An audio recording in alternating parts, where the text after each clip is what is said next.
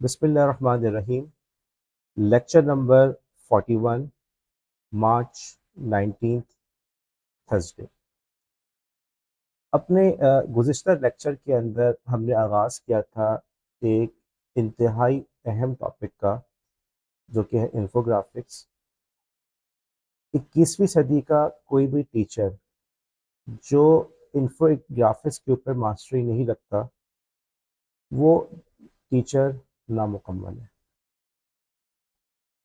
Infographics एक इंतहाई अहम टूल है जो आज के दौर का टीचर अपने स्टूडेंट्स को इंगेज करने के लिए इस्तेमाल कर सकता है।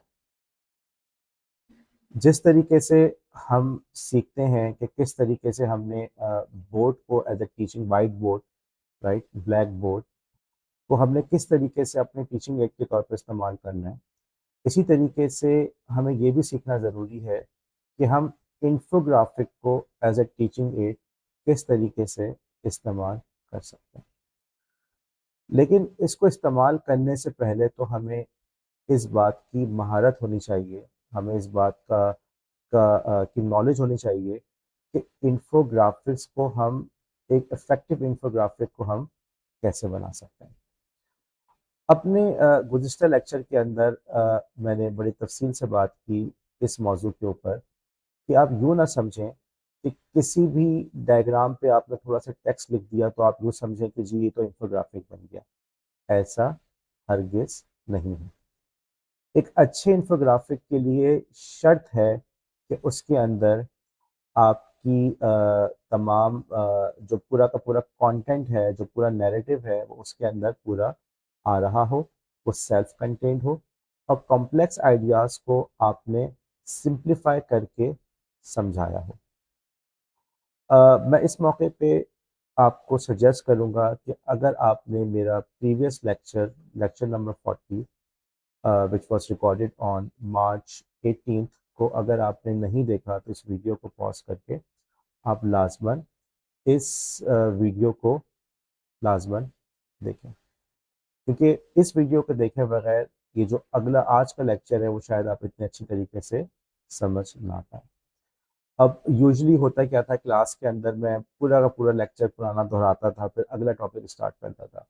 लेकिन अब चूंकि हम टेक्नोलॉजी इस्तेमाल कर रहे हैं, हमारे पास यूट्यूब मौजूद है, तो हम यहाँ पे बजाय पुराना लेक्चर पूरा दोहराने के हम आपको सजेस्ट कर रहे हैं कि भाई ये वाली जो वीडियो है ना, इसको दोबारा तसल्ली से देख लीजिए। तो हम आज के इस लेक्चर का आगाज़ करते हैं। हमने इंफोग्राफिक्स के हवाले से बहुत डिटेल में बात की और हमने बताया था किस तरीके से कलर्स और शेप्स की मदद से और अपने क्रिएटिव माइंडसेट के साथ आप एक किस तरह से अपनी इंफॉर्मेशन को, आप एक बोरिंग इंफॉर्मेशन को आप इंटरेस्टिंग बना के, फैसिनेटिंग और इंगेजिंग बना के किस तरह से प्रेजेंट कर सकते हैं। बहरहाल आज के इस लेक्चर का हम आगाज़ करते हैं। तो अब हम बात ये कर रहे हैं कि एज ए टीचर हम अपना इंफोग्राफिक डिज़ाइन करना चाह रहे हैं, तो हम किन किन स्टेप्स पे अमल करें।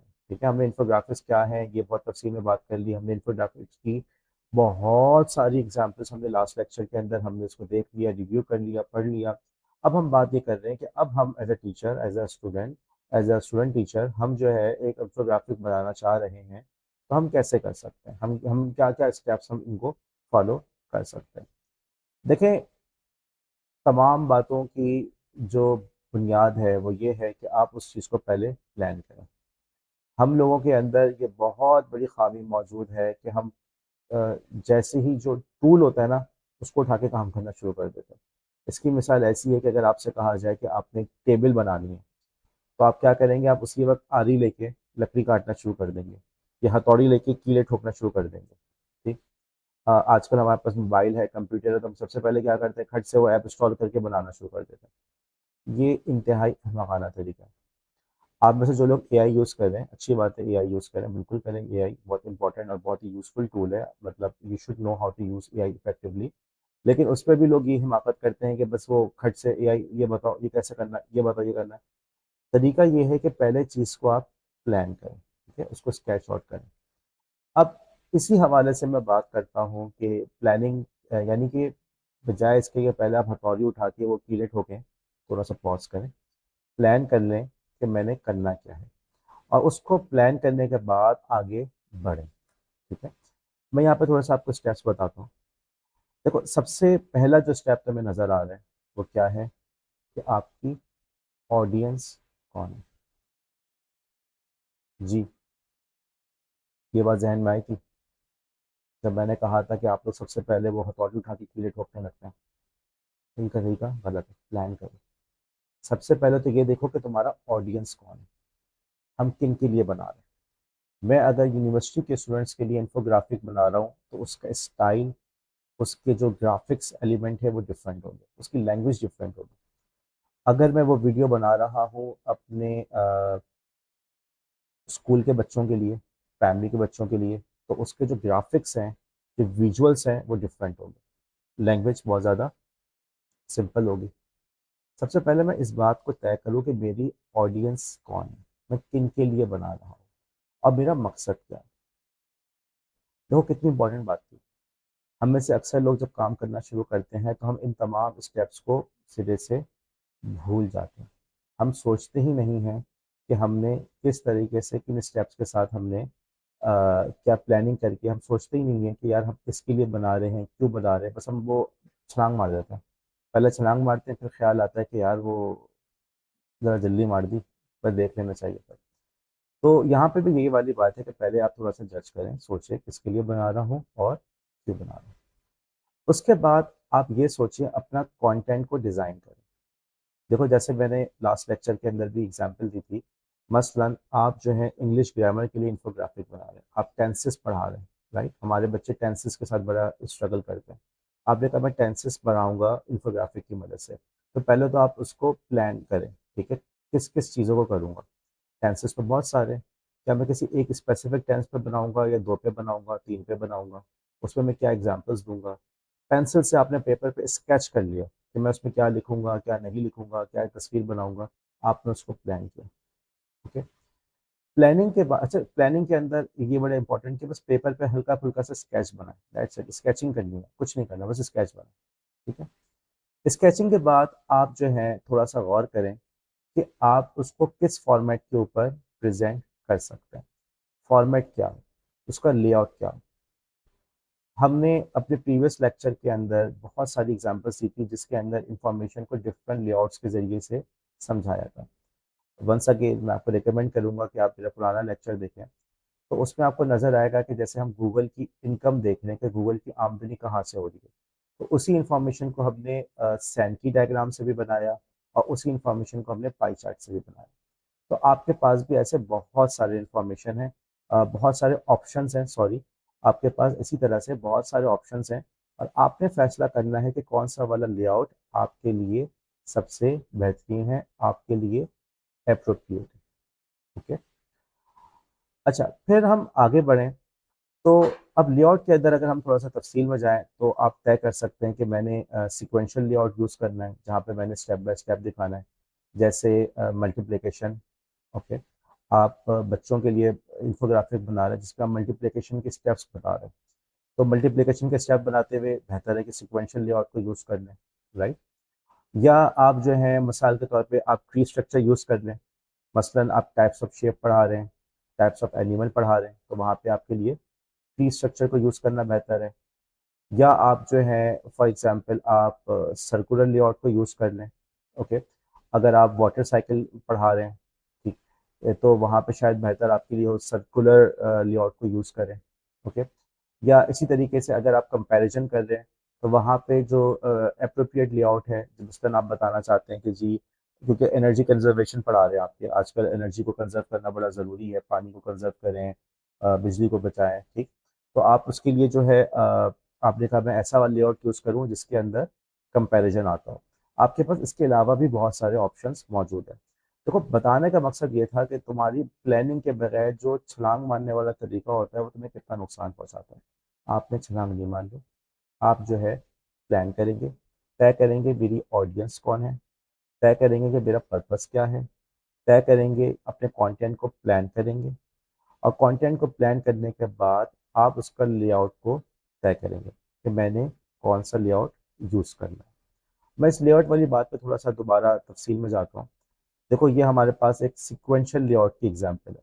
ओके, कि देखो इसमें इन्होंने सीक्वेंस के अंदर चीज़ को दिखाया है कि इस सीक्वेंस के अंदर चीज़ चलते हुए आपके पास आ रही है। ठीक है, आगे बढ़ें। हमारे पास एक दूसरी एग्जांपल है। इस एग्जाम्पल के अंदर उन्होंने आपको जो है इस सर्कुलर या स्पाइरल शेप के अंदर आपको उन्होंने इंफॉर्मेशन दी है। ठीक है, सर्कुलर है या स्पाइरल शेप के अंदर उन्होंने आपको तमाम की तमाम इंफॉर्मेशन दी है। ठीक है, यहाँ पे देखो अब इस पे ट्री स्ट्रक्चर को यूज कर रहे हैं। ये देखो कंपैरिजन की बात करो तो ये आपके पास कंपैरिजन का मेथड मौजूद है कि आप कंपेयर कर सकते हैं। अगर याद हो हमने लास्ट लेक्चर में बहुत तफसील से बात की कि वो टैक्सेस में पुलिस के आने से पहले मसला ख़त्म हो गया, वो जिनमें पुलिस के आने के बाद मसला ख़त्म हुआ। कंपैरिजन हो रहे हैं यहाँ पे। कंपैरिजन का एक और तरीका है आपके पास पाई चार्ट। ठीक है, तो आपके पास डिफरेंट लेआउट्स हैं और आपने डिफरेंट लेआउट्स में से चूज़ किया कि मैंने कौन सा वाला लेआउट यूज़ करना है। उसके बाद जो आपके पास जो अगले स्टेप्स हैं, आपने तय करना है कि एक विजुअली हायरार्की क्या होगी। पहले मैं किस बात को दिखाऊंगा, फिर किस बात को दिखाऊंगा। मेरी मेन हेडिंग क्या होगी। ऐसा ना हो कि मेरी मेन हेडिंग तो छोटी सी हुई हुई है और जो मेरा बकिया टेक्स्ट है वो बहुत बड़ा हुआ है। तो विजुअल हायरार्की नुमाया हो। ओके, हायरार्की का मतलब क्या होता है, दर्जा बंदी वाजे हो। तो जो चीज़ ज़्यादा इंपॉर्टेंट है उसका साइज बड़ा होगा, जो चीज़ उसका कलर ज़्यादा प्रोमिनेंट होगा, जो चीज़ निस्बतन गैर अहम है, सब टेक्स्ट है, उसका साइज थोड़ा छोटा होगा, उससे कलर्स जो है वो म्यूटेड होंगे।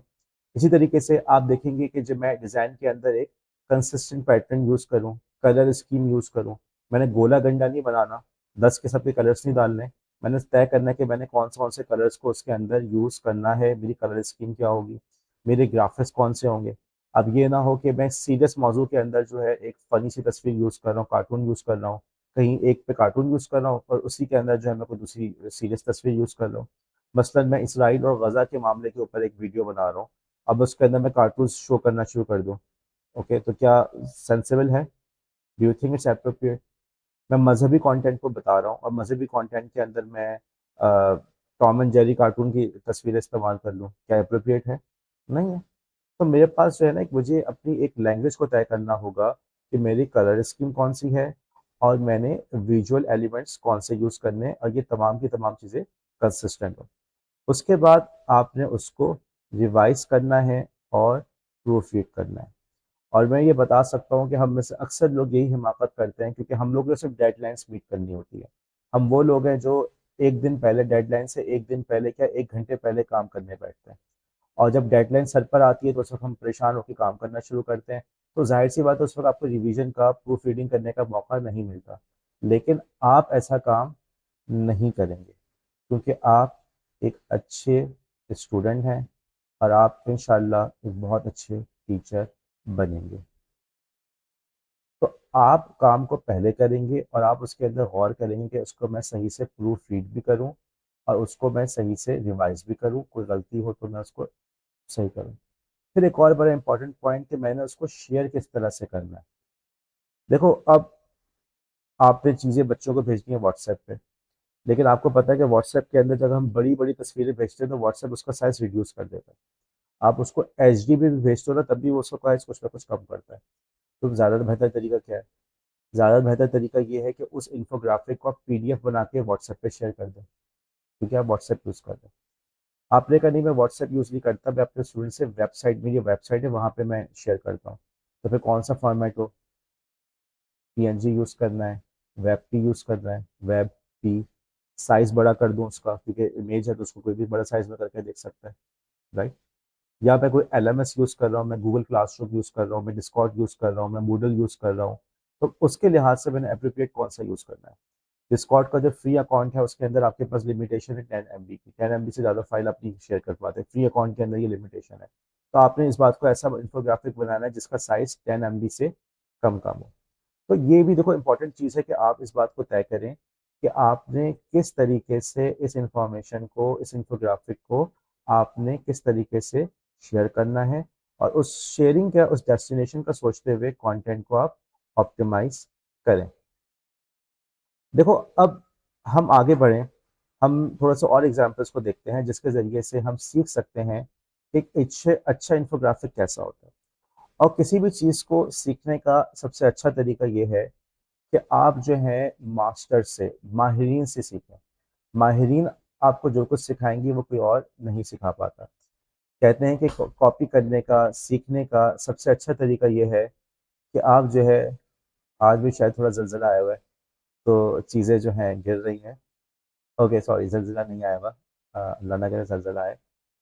बस आज भी चीज़ें गिर रही हैं। एनीवे, तो किसी भी चीज़ को सीखने का सबसे अच्छा तरीका ये है कि हम माहिरीन से सीखें। हमने देखे जो हमसे माहिर लोग हैं, उन्होंने इस काम को किस तरीके से परफॉर्म किया, और उसकी रोशनी के अंदर हम उसी काम को करने की, उनके उस मास्टर के स्किल्स को सीखने की कोशिश करें। सीखने का बड़ा अच्छा ज़रिया है कि हम मास्टर्स को कॉपी करें। ओके, अगर आप अपनी और ये चीज़ सिर्फ इन्फोग्राफिक्स में नहीं है, अगर आप अपनी राइटिंग को भी इम्प्रूव करना चाहते हैं, आप क्रिएटिव राइटिंग करना चाह रहे हैं, क्रिएटिव राइटिंग को इम्प्रूव करना चाहते हैं, तो वहाँ पे भी यही टिप दी जाती है कि जो मास्टर्स हैं, जो आपके फेवरेट राइटर्स हैं, उनकी राइटिंग स्टाइल को कॉपी करो, उनकी राइटिंग को कॉपी करो। ओके, कॉपी राइटिंग कहलाता है, कॉपी राइटिंग, कि उसको कॉपी करके लिखते जाओ, तुम्हारे अंदर खुद ब खुद वो वाला स्टाइल पैदा हो जाएगा। आप अगर पेंटिंग की तरफ आपका रुझान है और किसी अच्छी जगह पे आप एडमिशन लेंगे, तो वहाँ पे भी आपको वो यही सिखाएंगे कि जो मास्टर्स की पेंटिंग है, जो पहले से बनी हुई है, उसको कॉपी करो, उनके स्टाइल को कॉपी करो। फिर यहाँ तक कि एक वक्त ऐसा भी आता है कि आपका अपना स्टाइल डेवलप हो जाता है। ओके, तो अच्छा, फिर इसके अलावा अगर याद हो तो एक डॉक्यूमेंट्री भी मैंने बताई थी देखने को, एवरीथिंग इज़ अ रीमिक्स।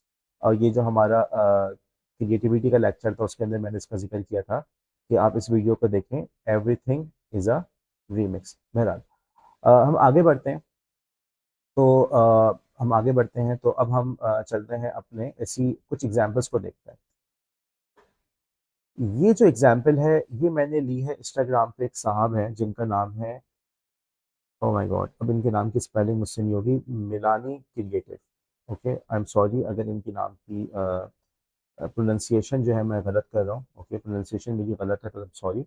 बहरहाल, इनका जो इंस्टाग्राम अकाउंट है उसका लिंक आपके सामने है, मिलानी क्रिएटिव। इन मेरी जो अगली स्लाइड्स हैं या जो अगले एग्जांपल्स हैं, मैंने इनकी इनकी जो इन्फोग्राफिक्स है, इसको मैंने बहुत ज़्यादा यूज़ किया है, मतलब बहुत ज़्यादा अपनी इस लेक्चर में इसको मैं दिखाऊंगा आपको। इसकी वजह ये है कि ये जो साहब हैं, एक तो एक इंस्टाग्राम पे है, तो आप भी इनको फॉलो कर सकते हैं, और मैं रिकमेंड करूंगा कि आप इनको फॉलो करें। दूसरी जो इनकी मुझे क्वालिटी नज़र आई है, तो जो एब्स्ट्रैक्ट कॉन्सेप्ट्स होते हैं, मसलन बच्चे हमारे पास आते हैं कि मुझसे तो ये काम नहीं हो रहा है, तो बड़ा काम दे दिया आपने, बड़ा प्रोजेक्ट दे दिया, कैसे करूँगा, कैसे होगा, क्या होगा। हम उनको समझाते हैं, बेटा काम को छोटे छोटे स्टेप पर डिवाइड करो, एक मुट्ठ में एक काम करो, हो जाएगा, परेशान मत हो। अब कितनी एब्स्ट्रैक्ट सी बात है ना, बेटा बड़ा काम है, उसको छोटे छोटे हिस्से में डिवाइड करो, हो जाएगा, तुम कर लोगे, मसला नहीं है, परेशान मत हो। अब अगर मैं आपसे बोलूँ कि इसका इन्फोग्राफिक बनाना है, आपके लिए मुश्किल है? यकीनन मुश्किल है। चलो, मेरे लिए मुश्किल है, शायद आपके लिए ना हो। मिलानी क्रिएटिव साहब जो हैं, इनका कारनामा ये है, जो जो मैंने नोट किया, कि इन्होंने इस तरह के बहुत सारे एब्स्ट्रैक्ट कॉन्सेप्ट्स को अपने इन्फोग्राफिक्स के अंदर बड़े खूबसूरती से उन्होंने उसको दिखाया। और जैसा कि मैंने कहा कि हम इनसे ये सीख सकते हैं कि यार किस तरीके से उस बंदे ने अपनी क्रिएटिविटी को यूज़ करते हुए एक इन्फोग्राफिक बना के उस एब्स्ट्रैक्ट कॉन्सेप्ट को, उस मोटिवेशनल मैसेज को उसने किस तरीके से हम तक कन्वे किया। अब ये स्लाइड हमारे सामने है। अब देखें, इस स्लाइड के अंदर वो बता रहे हैं कि जी, किसी भी बड़े काम को करने का सबसे अच्छा तरीका ये है कि आप उसको छोटे छोटे स्टेप्स के अंदर डिवाइड कर दें। ठीक है, आप सीढ़ी पर चढ़ना चाहते हैं, सीढ़ी पर चढ़ना मुश्किल है, जंप मारना मुश्किल है, आप उसको छोटे छोटे स्टेप्स में कर लें। एक और एग्जांपल, लीडर के अंदर और मैनेजर के अंदर क्या फ़र्क होता है? मैनेजर लोगों को घसीटते हुए लेके जाता है। ओके, गुस्से में होता है और बस थका हुआ होता है। लीडर अपनी एग्जाम्पल से लोगों को लीड करता है। देखो कितनी ज़बरदस्त उन्होंने तस्वीर बनाई कि यहाँ पे एक शिप जो है, मैनेजर जो है वो लोगों को भेजते हुए काम करवा रहा है, और लीडर जो है वो अपनी ऐसी एग्जाम्पल सेट कर रहा है कि लोग खुद ब खुद उसके गिर्द जमा हो रहे हैं, उसको फॉलो कर रहे हैं। एक और एग्जाम्पल, कि आपकी जो नाकामियां हैं वो आपकी ज़िंदगी के सबक हैं। ओके, अगर आपने समझा कि आपकी नाकामी जो है वो मेरे रास्ते की रुकावट है, तो आपका रास्ता रुक गया। लेकिन अगर आपने समझा कि नहीं, ये जो नाकामी है ना, ये मेरे असबाक हैं, तजर्बात हैं, जिनकी मदद से मैं आगे बढ़ सकता हूँ, तो आपने क्या किया कि आपने उसकी मदद से आपने आगे अपने उस नाकामियों को अपने रास्ते का पुल बना दिया, और आप कामयाबी तक पहुंचने में कामयाब हो गए, अपने मकसद तक पहुंचने में कामयाब हो गए, अपनी मंजिल तक आप पहुंच गए। ठीक है, किस वजह से?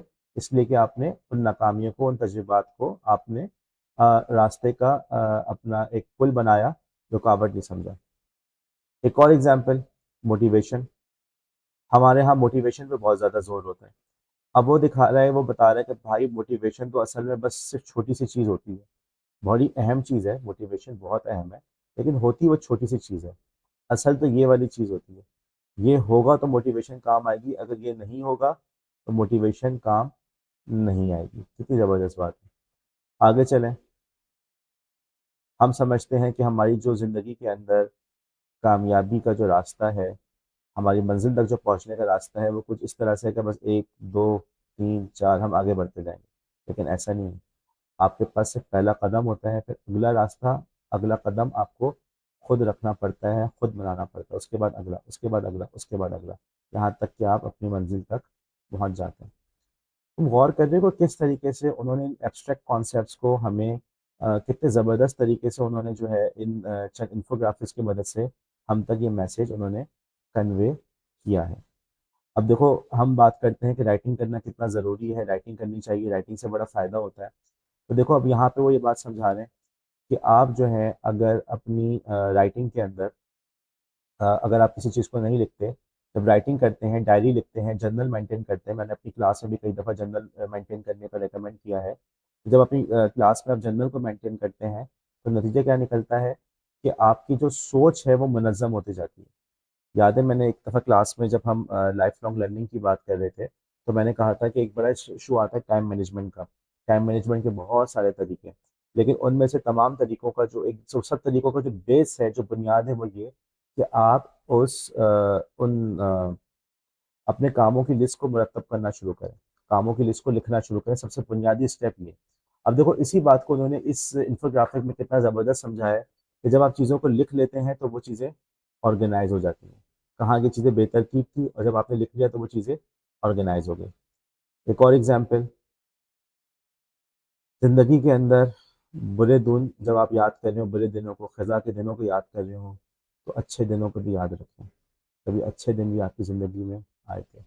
अब देखो, हमारे जो स्टूडेंट्स होते हैं उनके साथ आजकल ये इमोशनल इंटेलिजेंस का बहुत इशू है, स्टूडेंट्स के अंदर डिप्रेशन का इशू बहुत है, मेंटल हेल्थ का बड़ा इशू है। स्टूडेंट्स आते हैं, आपके पास भी स्टूडेंट्स आएंगे, वो अपने प्रॉब्लम शेयर करेंगे, सर मेरे नंबर कम आ गए, सर मैं फेल हो गया, सर फलां ने मेरे साथ बदतमीजी की है, फलां टीचर ने मुझे डांट दिया, मेरा पढ़ाई में दिल नहीं लग रहा, मेरा प्रोजेक्ट अच्छा नहीं हुआ, मेरा नंबर असाइनमेंट अच्छा नहीं हुआ। तो ऐसे मौके पे आपका काम है कि आप उनको याद दिलाएं कि भाई ठीक है, लेकिन तुम अपनी कामयाबी को भी तो याद रखो, सिर्फ नाकामी को ज़हन में क्यों रखते हो, अपनी कामयाबी को भी याद रखो। और देखो, इसी मैसेज को उन्होंने इस इन्फोग्राफिक के अंदर कितनी खूबसूरती से कन्वे किया है। अच्छा, अब अगली एग्जाम्पल पे अगर हम चलते हैं, इनकी जो एक और इन्फोग्राफिक है इनका, ये आप जो है वक्त के साथ साथ जैसे जैसे आप लोग ज़िंदगी में आगे बढ़ेंगे, तो आपके पास कामों की एक लंबी लिस्ट होगी, बहुत लंबी लिस्ट, और आप परेशान होंगे, यार इतने सारे काम करने हैं, मैंने ये भी करना है, मैंने घर को भी देखना है, मैंने घर को मेंटेन भी रखना है, जॉब के भी काम करने हैं, अपनी एजुकेशन को भी देखना है, बच्चों को भी देखना है, और आप बहुत ओवरवेल्म्ड फील करेंगे। आप फील करेंगे कि यार इतने सारे काम मेरे सर पर हैं। Okay, you will feel inundated by all these task. Okay, आपको ऐसा लगेगा कि आप बिल्कुल सर तक इन कामों में डूबे हैं। ओके, सर तक इन कामों में डूबे हैं। तो ऐसे मौके पे आप याद रखें उन कामों को जो आप कर चुके हैं, अपनी अचीवमेंट्स को भी याद रखें, उन तमाम कामों को जो मुकम्मल कर चुके हैं उनको भी याद रखें। सिर्फ अपने बारे में ये ना सोचते रहें कि यार मैंने ये नहीं किया, मैंने ये नहीं किया, मैंने वो नहीं किया। मसलन अभी आप लोग, आप में से जो अक्सर मेरे व्यूअर्स हैं वो बैचलर ऑफ एजुकेशन के स्टूडेंट हैं, तो आप लोग बैचलर्स पे आके परेशान हो रहे हैं कि यार इतना सारा काम है, हमें ये भी करना है, प्रैक्टिकम भी करना है, पोर्टफोलियो भी बनाना है। तो आप लोग ये भी तो याद रखो कि आप लोग जो है 14 साल की तालीम हासिल करके आप आज बैचलर्स में पहुंचे हुए हैं। आप में से अक्सर 14 साल या 12 साल की तालीम हासिल करके मैट्रिक भी तो किया, इंटर भी तो किया। ओके, तो उन तमाम अचीवमेंट्स को भी तो जहन में रखो। अब देखो, इस बात को तकरीर करके कहना अलग है, लेकिन इसी बात को, इस खूबसूरत सी बात को मिलानी क्रिएटिव साहब ने अपने अकाउंट के अंदर कैसे ज़बरदस्त इंफोग्राफिक बना के उन्होंने इसी बात को हम तक कन्वे किया है। एक आखिरी एग्जाम्पल उनकी, कि जब आपके जहन में सोचें होती हैं तो सोचें मुंतशिर होती हैं, लेकिन जब आप उन सोचों को, उन ख्यालात को, उन अपने तसव्वुरात को जब आप किसी डायरी में, जर्नल में लिख लेते हैं, तो वो एक खूबसूरत सी तस्वीर की सूरत इख्तियार कर लेते हैं, खूबसूरत सी तस्वीर बन जाती है। देखो, मेरे हिसाब से आप लोग इस बात को तस्लीम करोगे कि इन्होंने, मिलानी क्रिएटिव साहब ने, इन एब्स्ट्रैक्ट कॉन्सेप्ट्स को, इन मोटिवेशनल मैसेजेस को अपने इन्फोग्राफिक्स के अंदर बड़ी खूबसूरती से दिखाया। वो भी मेरी और आपकी तरह के इंसान हैं। जो काम उन्होंने किया वही काम मैं और आप भी कर सकते हैं। तो हम घबराएं ना, हम ये ना समझे कि फला टॉपिक पे इन्फोग्राफिक नहीं बन सकता। बन सकता है। थोड़ा सा जहन लगाना है, थोड़ा सा प्लान करना है, ऑडियंस के बारे में सोचना है, कंटेंट को प्लान करना है, हिरार्की का सोचना है, लेआउट का सोचना है। ओके। और उसको सोच के एक कंसिस्टेंट स्कीमा के साथ, कलर स्कीम के साथ, कंसिस्टेंट डिज़ाइन लैंग्वेज के साथ आपने उसको बनाना है। अगर आप भी बनाएंगे, वक्त के साथ साथ आपके अंदर भी इम्प्रूवमेंट आएगी और आप भी बहुत अच्छे क्वालिटी इन्फोग्राफिक्स बना रहे होंगे बहुत जल्द। अच्छा, अब सीखने के बहुत सारे तरीके थे। एक तो तरीका हो गया कि हम मास्टर से सीखें, बेहतरीन लोगों से सीखें, राइट। एक और तरीका भी है सीखने का कि हम गलतियों से सीखें, दूसरों की गलतियों से सीखें। हम उससे ये सीखेंगे कि हमें कौन सा काम करना चाहिए और कौन सा काम नहीं करना चाहिए, राइट। अगर हम मास्टर से ये सीखते हैं कि हमें कौन सा काम करना चाहिए, तो गलतियों से हम ये सीख सकते हैं कि हमें कौन सा काम नहीं करना चाहिए। ठीक है। तो अब हम थोड़ी सी गलतियों की बात कर लेते हैं कि कौन कौन सी गलतियाँ होती हैं। देखो, अमूमन जो गलतियाँ नज़र आती हैं कि उसके अंदर लोगों का जो मैसेज होता है वो क्लियर नहीं होता, राइट। या विजुअल हायरार्की को उन्होंने फॉलो नहीं किया होता, कंसिस्टेंसी नहीं होती, गोला कंडा बनाया हुआ होता है, 10 तरह के फॉन्ट्स यूज़ किए हुए हैं, 10 तरह के कलर्स यूज़ किए हुए होते हैं, सिंपल नहीं होता, रेलिवेंसी नहीं होती, तो इस किस्म की गलतियाँ होती हैं। ठीक है। थोड़ा सा हम बात करते हैं कि हम कुछ एग्जांपल्स को देखते हैं। उन एग्जांपल्स को देख के शायद ये बात ज़्यादा समझ में आए कि जब आपकी क्लैरिटी ना हो, आप जो है आपने विजुअल हायरार्की को फॉलो ना किया हो, आपकी कलर कंसिस्टेंसी ना हो, तो आपका इन्फोग्राफिक जो है वो किस तरह से कंफ्यूजिंग सा बन जाता है। देखो, आपके सामने एग्जाम्पल है। इस एग्जाम्पल के अंदर देखो, 21st सेंचुरी स्किल्स का हमने ये एक डायग्राम बनी है। ठीक है। अब आपको क्या लग रहा है, क्या ये अच्छी डायग्राम है? थोड़ा सा गौर करो, थोड़ा सा गौर करो। कैसा लग रहा है? क्या इसके अंदर कोई खामी है, कोई कमजोरी है? 21st सेंचुरी स्किल फ्रेमवर्क को एक इंफोग्राफिक के जरिए से प्रेजेंट किया है। क्या आपको इसके अंदर कोई खूब कुछ खामियां नजर आ रही है, नेगेटिव क्या नजर आ रहा है? थोड़ा सा गौर कर लो, थोड़ा सा गौर। सॉरी, स्लाइड देखें आप लोग, ना मुझे ना देखें, स्लाइड को देखें, गलतियों पे गौर करें। सॉरी। तो अच्छा, अब तक तो आपने स्लाइड देख ली होगी तवज्जो से। अब आप मुझे बताएं, कमेंट्स में बताएं कि आपको इसमें क्या खामियां नजर आई, क्या कमजोरियां नजर आई, क्या इश्यूज नजर आए। ज़रूरी नहीं कि जिन खामियों को मैं पॉइंट आउट कर रहा हूँ वही खामियां, उसके अलावा भी हो सकती हैं। इसीलिए मैं आपसे कह रहा हूँ कि आप कमेंट्स में लिखें और मुझे समझ में आए, मैं भी आपसे सीख सकूँ और थोड़ा सा हमारे एक इंटरेक्शन भी हो जाए इस बहाने। तो चलते हैं, अब जो गलती मुझे नज़र आई। देखो, इस डिज़ाइन के अंदर सबसे पहले तो देखो कि आ, आप ये देख रहे हो, आपको एरोस नज़र आ रहे हैं, एरोस की गलती नज़र आ रही है। ठीक है। यहाँ पे जो है इन्होंने उसको टेढ़ा कर दिया, कंसिस्टेंसी डिज़ाइन नज़र नहीं आ रही। देख रहे हैं आप, यहाँ पे टेढ़ा कर दिया, यहाँ पे टेढ़ा कर दिया, यहाँ पे डिफरेंट शेप कर दिया। ठीक है। यहाँ पे सबको लंबा खींचा हुआ है। फिर ये देखो यहाँ पे, ये देख रहे हो यहाँ पे ये वाला स्पॉट, ये बीच में क्यों नहीं आ रहा? ये वाला जो एरो है यहाँ पे बीच में होना चाहिए था, लेकिन ये कोने पे निकला हुआ है, ये भी कोने पे निकला हुआ है। ठीक है। सिमेट्री नज़र नहीं आ रही। ऑब्वियस जो फ्लॉ आप कह रहे होगे कि कलर्स अच्छे नहीं है, मैं मानता हूँ कलर्स अच्छे नहीं है, देखने में इतना इंटरेस्टिंग नहीं लग रहा, और ये जो एरोज वगैरह हैं थोड़े बोरिंग से लग रहे हैं, मैं मानता हूँ इस बात को, विच इज़ फाइन। ठीक है। लेकिन इसके अलावा भी है, देखो कंसिस्टेंसी नहीं है, सिमेट्री नज़र आ रही है। यहाँ पे कंटेंट कम है, यहाँ पे कंटेंट ज़्यादा हो रहा है। फिर एरो के शेप्स है, उसमें कंसिस्टेंसी नहीं है। एरोज जो है वो बीच में जाके नहीं मीट हो रहे, वो कोने पे मीट हो रहे हैं। ठीक है। तो ये बहरहाल इसके अंदर गलतियाँ हैं। और मैं उम्मीद करता हूँ कि जब आप लोग इन्फोग्राफिक्स डिज़ाइन करेंगे तो आप लोग कंसिस्टेंट स्टाइल को फॉलो करेंगे। एक और एग्जांपल पर चलते हैं हम लोग, और अब मैं फिर आपसे कहूँगा कि आप लोग गौर करें कि इस एग्जांपल के अंदर क्या गलती है। 5, 4, 3, 2, 1। कमेंट्स में लिखिएगा कि आपको इसके अंदर कौन सी गलती नजर है। तुम देखो ये कह रहे 21% और ये कह रहे 3.8%। 21 बड़ा है या 3.8 बड़ा है? 21 बड़ा है। लेकिन देखो दोनों का जो इन्होंने शेप जो है बराबर रखा हुआ है। एक नज़र में ऐसा लग रहा है कि 21 और 3.8 दोनों बिल्कुल बराबर है। गलती है या नहीं? यकीनन आप इस बात को तस्लीम करेंगे कि ये एक बहुत बड़ी गलती है। ऐसी गलती एक और देखें आप। इसके अंदर वो क्या क्या बता रहे हैं? Current contribution 1%, future contribution 1.08। अब आप मुझे बताओ, ऊपर 1%, नीचे 1.08, तो 0.08 का फर्क है। अब क्या 0.08 का फर्क इतना बड़ा फर्क होता है? क्या 0.08 का फर्क इतना बड़ा होता है? थोड़ा सा, मतलब 0.08 तो यूँ समझे कि ना होने के बराबर है। लेकिन उन्होंने बार चार्ट ऐसा बनाया कि जिसके अंदर 0.08 बहुत बड़ा लग रहा है। तो ये इनकी कमजोरी, ये इनकी गलती। ठीक है, हम ऐसी गलती ना करें।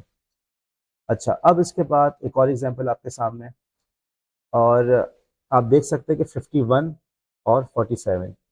अब मुझे बताया 47 बड़ा है या 57 बड़ा है? 51 बड़ा है या 47 बड़ा है? आप मानेंगे कि 51 बड़ा है। लेकिन तस्वीर में क्या दिखाया कि उन्होंने इस 47 को बड़ा करके दिखाया। तो अगेन कंसिस्टेंट स्टाइल नहीं है, और उन्होंने एक तरह से यहाँ पे डिसइंफॉर्मेशन की कोशिश की है। आज के इस दौर के अंदर ना ये जो इन्फोग्राफिक्स बड़े पावरफुल टूल है, लेकिन साथ ही साथ इन्फोग्राफिक्स जो है ना वो डिस इन्फॉर्मेशन फैलाने का भी बहुत बड़ा जरिया है।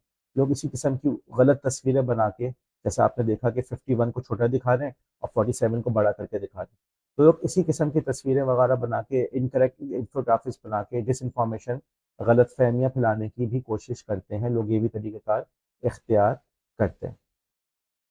अच्छा, अब हम चलें तो हमारे पास एक आखिरी एग्जाम्पल है, और नॉट नॉट आखिरी एग्जाम्पल, एक दो एग्जाम्पल्स और भी हैं, सॉरी।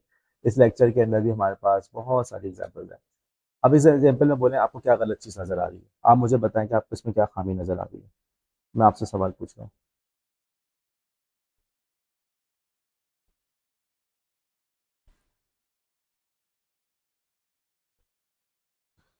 देखो इसके अंदर जो बड़ी खामी है वो ये है कि यहाँ पे जो ब्लैक है, ब्लैक लिखा हुआ है, लेकिन कलर कौन सा यूज़ किया है? ग्रीन। वाइट लिखा हुआ है, लेकिन कलर कौन सा यूज़ किया है? ब्लू लिखा हुआ है, कलर कौन सा यूज़ किया है? रेड लिखा हुआ है, कलर कौन सा यूज़ किया है? तो बहुत ही बेढंगी और बहुत ही बेहुदा किस्म की गलती की है। लेकिन लोग ऐसी गलतियां कर रहे होते हैं, और जिसकी वजह से उनका इन्फोग्राफिक बिल्कुल कबल ज़ाया हो जाता है।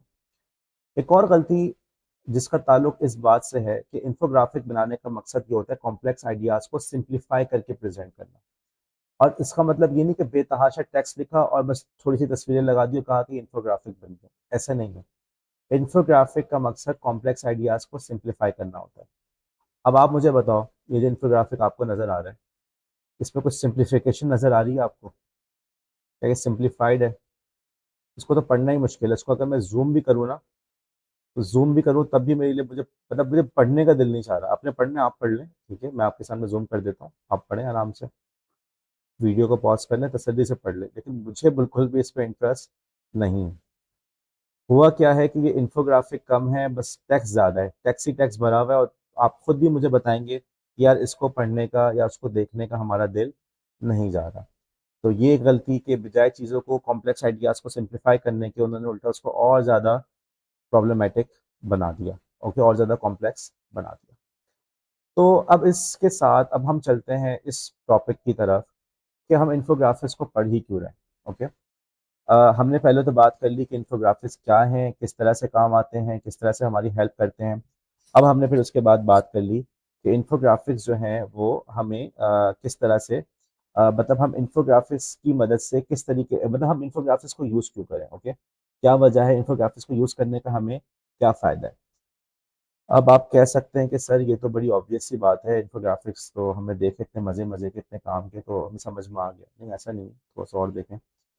थोड़ा सा हम उसकी हमारे पास आंसर्स हो, अगर हमसे कोई पूछे कि इन्फोग्राफिक्स क्यों ज़रूरी है, तो हमारे पास उसके आंसर्स भी, और हम थोड़ा सा डिस्कस कर रहे हैं इसको। ओके, अब ये वाली एक्टिविटी अगर हम क्लास में परफॉर्म कर रहे होते तो वही होता कि हमारे यहाँ पे ग्रुप डिस्कशन होता, मैं आपसे पूछता कि आप बताओ इन्फोग्राफिक्स क्यों इंपॉर्टेंट है।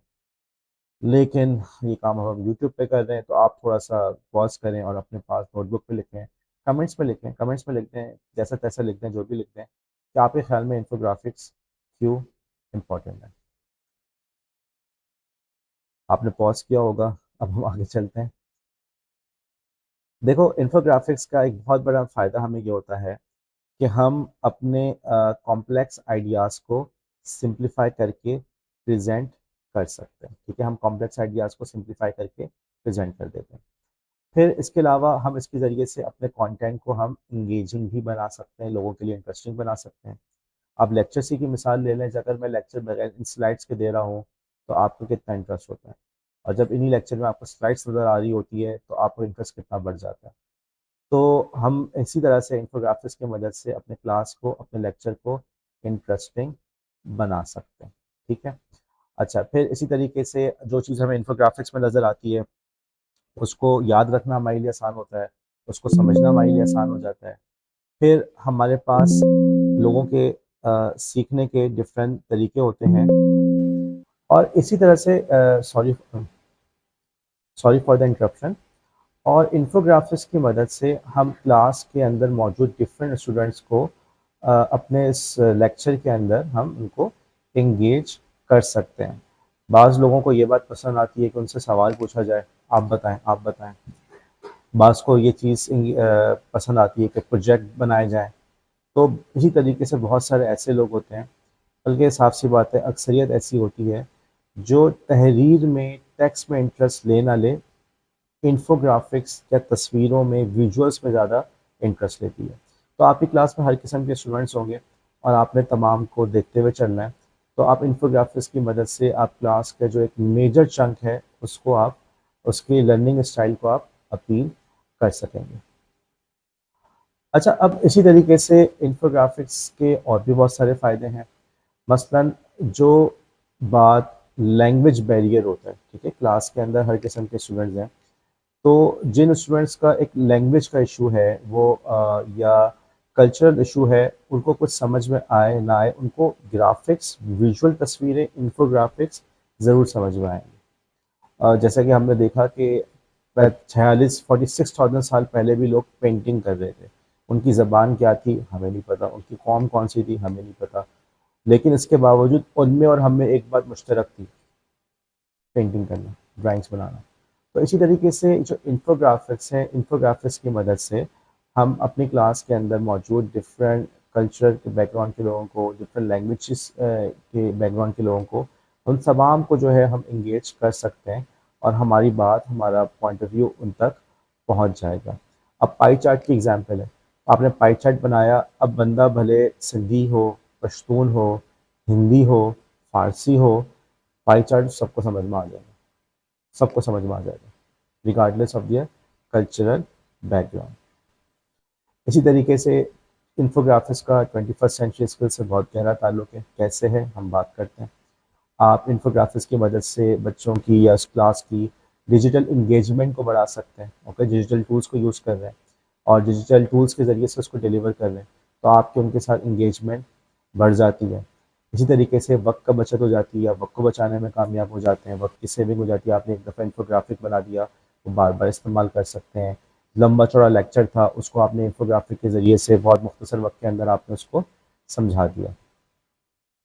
अच्छा, अब थोड़ी सी हम बात कर लेते हैं 21st सेंचुरी स्किल फ्रेमवर्क की। And if you would recall, I told you this in the beginning of my sessions that 21st century skill framework is the seed from which this whole tree of ICT in education, this whole tree of this course grows. Okay, as 21st century skill framework is the foundation of this course, which is ICT in education. ये course जिसमें हम पढ़ते हैं कि classroom के अंदर हमने कैसे टेक्नोलॉजी को यूज़ करना है, इसकी बुनियाद, इसकी जो बीज है वो है 21st सेंचुरी स्किल फ्रेमवर्क। अब मैंने कहा था कि मैं हर टॉपिक को इससे रिलेट करके दिखाऊंगा कि किस तरीके से ये जो टॉपिक है हमारा 21st सेंचुरी स्किल फ्रेमवर्क से रिलेट कर रहा है। तो आप देखो, जो इन्फोग्राफिक्स का टॉपिक है वो भी 21st सेंचुरी स्किल फ्रेमवर्क से रिलेट करता है। मसलन क्रिटिकल थिंकिंग, इसका भी इन्फोग्राफिक्स से ताल्लुक है। क्रिएटिविटी, ये तो है ही, इसका तो बहुत ही ज़्यादा गहरा ताल्लुक है। इन्फोग्राफिक को बनाने के लिए, अच्छा बनाने के लिए आपके अंदर क्रिएटिविटी होनी चाहिए, आपके अंदर डिजिटल लिटरेसी होगी, ओके, आईसीटी टूल्स की लिटरेसी होगी, तभी आप इन्फोग्राफिक्स बना सकेंगे। और देखो इन्फोग्राफिक्स का एक बड़ा इंपॉर्टेंट मकसद है कि हम अपनी बात को दूसरों तक कन्वे कर सकें बआसानी, शॉर्ट टाइम के अंदर, लैंग्वेज और कल्चरल बैरियर्स को क्रॉस करके उन तक पहुंचा सकें। तो इसका ताल्लुक है कम्युनिकेशन से। तो आपने देखा कि इन्फोग्राफिक्स हमारे कम्युनिकेशन में भी आ रहे हैं, हमारी क्रिएटिविटी में भी आ रही हैं, हमारी आईसीटी स्किल्स में भी आ रहा है, और हमारी क्रिटिकल थिंकिंग में भी आ रहा है। और ये चारों की चारों चीज़ें मौजूद थी हमारी 21st सेंचुरी स्किल फ्रेमवर्क में। तो अब आपको शायद मेरी बात पे यकीन आया हो कि किस तरीके से, जब मैंने ये कहा था कि जी ये course 21st century skill framework जो है ये बुनियाद बना है इस कोर्स की, और इस कोर्स का हर topic 21st century skill framework से रिलेट करता है, राइट। तो आपको शायद अब मेरी बात पे यकीन आ रहा होगा कि इन्फोग्राफिक्स को किस तरह से हमने देखा कि इन्फोग्राफिक्स भी हमारे 21st सेंचुरी स्किल फ्रेमवर्क से रिलेट करता है। अच्छा, अब यहाँ पे आपके जहन में सवाल आ सकता है कि यार ये क्रिटिकल, चलो कम्युनिकेशन समझ में आता है, चलो हमें डिजिटल टूल्स समझ में आते हैं, आईसीटी स्किल्स समझ में आते हैं, क्रिएटिविटी समझ में आता है, क्रिटिकल थिंकिंग का इन्फोग्राफिक्स से क्या ताल्लुक है? शायद आपके जहन में सवाल आता हो। अच्छा, मैं आपसे कहता हूँ, अब आप बताएं इसका जवाब। आप बताइए कि क्रिटिकल थिंकिंग का इन्फोग्राफिक्स से क्या ताल्लुक है? मैं बता रहा हूँ कि ताल्लुक है, लेकिन आप बताएं इसका क्या ताल्लुक है। मतलब मैं तो बताऊंगा आपको, आप पहले बताएं। वंस अगेन, आपके पास यूट्यूब कमेंट्स मौजूद हैं, इन कमेंट्स के अंदर आप लिखें कि किस तरीके से इन्फोग्राफिक्स क्रिटिकल थिंकिंग से रिलेट करते हैं। आपने लिख लिया होगा, सोच लिया होगा, अब मैं अपना आंसर बताता हूँ। देखिए, सबसे पहले तो आप रिकॉल करें क्रिटिकल थिंकिंग है क्या। क्रिटिकल थिंकिंग का मतलब ये था कि हम किसी भी बात को आंख बंद करके यकीन ना करें, किसी भी बात को अपने तासुबात की बिना पे या प्री कंसीव नोशंस की बुनियाद पे उसको हम ना तस्लीम करें, बल्कि उस बात को जानने से पहले, मानने से पहले उसको हम अच्छी तरह से परखें, उसको एनालाइज करें, उसके अपनी एग्जिस्टिंग नॉलेज से वेरीफाई करें, दूसरी जो नॉलेज है उससे वेरीफाई करें, और उसके बाद हम फैसला करें कि ये बात सही है या गलत है। ठीक है। तनकीदी सोच, और मैंने ये भी समझाया था कि तनकीदी सोच का मतलब ये नहीं है कि आप कहें कि किसी हर चीज़ में कीड़े निकालना, ये मतलब नहीं है। तनकीदी सोच का मतलब क्या है कि किसी भी बात के ऊपर आंख बंद करके यकीन ना करें, उसको पहले हमेशा वेरीफाई करें। तो देखो, अब इस क्रिटिकल थिंकिंग के स्टेप्स क्या क्या हैं, इसमें क्या क्या चीज़ें आ जाती हैं। क्रिटिकल थिंकिंग के अंदर आता है कि आप क्वेश्चंस को, अजम्पशंस को क्वेश्चन करें, ओके, जो आपके तासुबात हैं, जो आपकी पहली की सोच है उसको क्वेश्चन करें, किसी भी बात को आंख बंद करके ना मानें, पैटर्न्स को आइडेंटिफाई करें, प्रॉब्लम्स को सॉल्व करें, और सोच समझ के, जान के, देख के, परख के आप फैसला करें। देखो, अब इन तमाम चीज़ों के लिए, इन तमाम स्टेप्स के अंदर अगर आप देखो कि आपने एनालिसिस करना है, आपने एवेल्युएशन करना है, आपने सिंथेसिस करना है, डिसीजन मेकिंग करना है। अब देखो, अगर आपके पास इन्फोग्राफिक्स होंगे तो तभी तो आप आपको वो वाली इंफॉर्मेशन ज़्यादा बेहतर समझ में आ जाएगी। ऐसा है या नहीं? क्रिटिकल थिंकिंग करने के लिए ज़रूरी है कि आप चीज़ों को समझ के, उसके बाद परख के उस पर कर सकें फैसला। तो भाई, आपके पास इन्फोग्राफिक्स होगा तो आपके लिए क्या चीज़ों को परखना आसान नहीं हो जाएगा, चीज़ों को समझना आसान नहीं हो जाएगा। और इसी तरीके से आपके अंदर क्रिटिकल थिंकिंग भी होगी, तभी तो आप बना सकोगे इन्फोग्राफिक।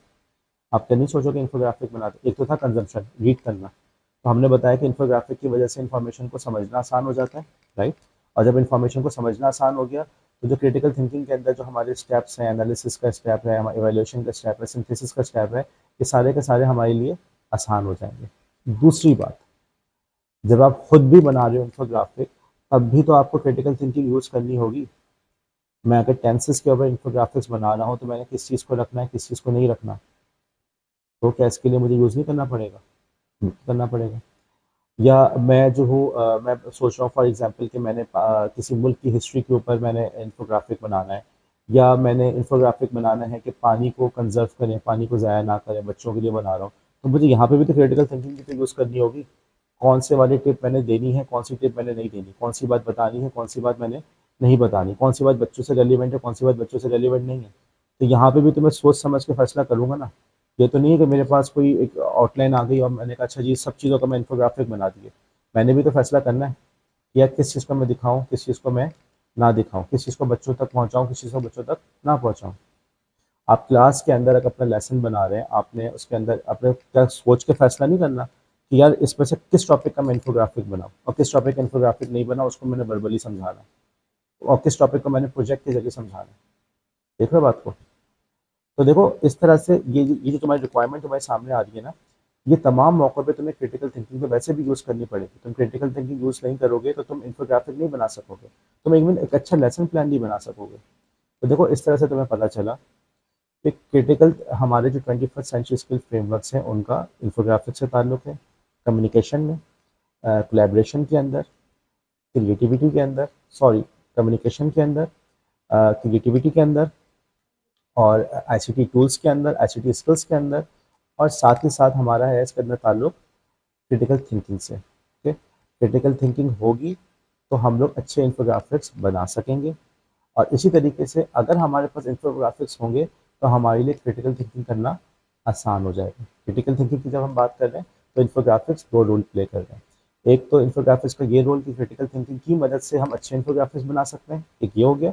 और दूसरा ये वाली बात कि इन्फोग्राफिक्स होंगे तो हम क्रिटिकल थिंकिंग ज़्यादा अच्छी तरीके से, ज़्यादा आसानी से कर सकते हैं। ठीक है, चार चीज़ें हो गई 21st सेंचुरी स्किल फ्रेमवर्क्स में से: कम्युनिकेशन, क्रिएटिविटी, आईसीटी स्किल्स, और क्रिटिकल थिंकिंग। ठीक है। अच्छा, अब लास्टली जो है जहाँ पे मैं इस टॉपिक को ख़त्म करूँगा कि टीचर्स के लिए इसकी क्या इंपॉर्टेंस है। तो टीचर्स के लिए इसकी जो इम्पोर्टेंस है, मैं समझता हूँ कि बिल्कुल ऑब्वियस है कि इसके ज़रिए से हम अपनी टीचिंग को हम सिंप्लीफाई कर सकते हैं। हम अपने बच्चों के लिए इस चीज़ को उनको इंगेजिंग बना सकते हैं, मल्टीपल जो लर्निंग स्टाइल्स वगैरह को हम सपोर्ट कर सकते हैं, और इसी तरीके से स्टूडेंट्स जो है वो ख़ुद भी इन्फोग्राफिक्स बना सकते हैं अपने स्किल बिल्डिंग के लिए। ठीक, तो आई होप कि ये लेक्चर जो था आपको यूज़फुल लगा होगा। ये दो पार्ट के अंदर हमने इन्फोग्राफिक्स को कवर किया, और once again I will recommend कि आप इस लेक्चर को, दोनों लेक्चर्स को, दोनों पार्ट्स को बार बार सुने, और से सुने, यूट्यूब पे कमेंट्स करें, और मैं तमाम कमेंट्स से रिप्लाई करता हूँ, और उन कमेंट्स की वजह से मुझे समझ में आता है कि मैं अपने कंटेंट को किस तरीके से ज़्यादा बेहतर बना सकता हूँ। तो thank you. If you have any questions, then please feel free to reach me via YouTube comments or our Discord server. Thank you. Allah Hafiz. Allah Hafiz. Allah Hafiz. Allah Hafiz.